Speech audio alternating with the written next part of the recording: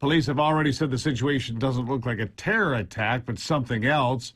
Not sure how we know that, but I do know they have a relationship with this suspect, apparently.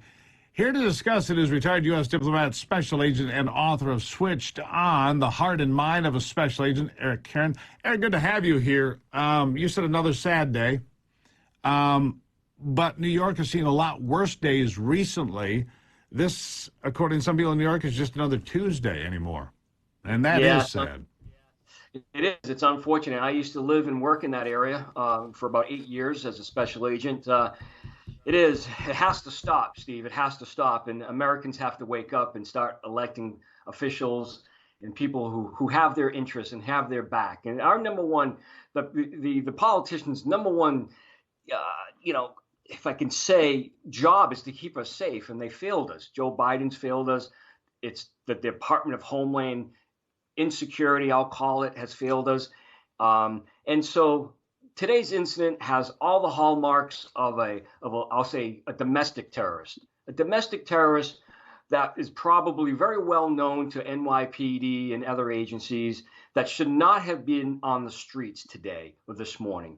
And unfortunately, our liberal politicians... And I have to ask you, right, the liberal politicians, no cash bail, oftentimes no prosecution of violent people, going into jail, out of jail. It's a revolving door, and they don't punish. And this is important. I got to come back to this because this is important to me. It's the quality of life crimes that they stop prosecuting. Well, it doesn't matter. It's not a violent crime. Listen, if you've got a guy defecating on the front porch of where you live, and you've got drug dealers on the corner, and you've got crime and people getting mugged in your neighborhood, but it's not violent. If you're an elderly person living in that building, those quality of life crimes are damned important. You can't live and function. You hide in your damn apartment all day long, and that's not right. And that's what these progressives have wrong, completely wrong. Quality of life crimes matter a lot to the people that live in that building and have lived there for decades, right?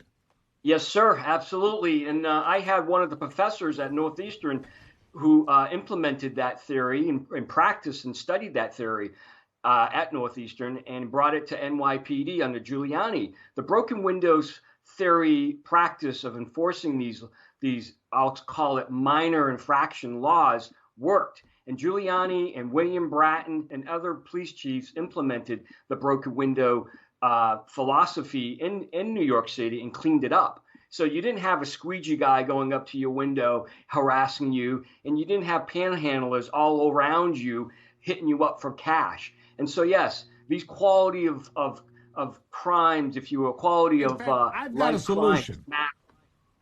I've got a solution. How about we take these prosecutors and these assistant prosecutors and take them out of their fancy brownstones? We make them live in those buildings where people are defecating on the street, where people are shooting up and leaving needles, and homeless people are passed out in front of the building. You live there, and you tell me how it doesn't matter, these quality of life crimes. Well, nobody got hurt. It's not a violent crime. Well, then you live in the building, and you tell me how nice it is in that neighborhood. How about that? Amen. I've been saying that for a long time. All our politicians live behind gates and walls and have security with them, and not these poor people in Brooklyn or Philadelphia or Baltimore or Chicago.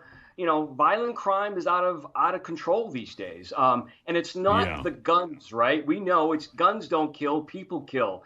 And these ghost guns that Biden keeps talking about make up a minuscule of really the guns on the street. We're talking millions of guns on the streets of New York, millions.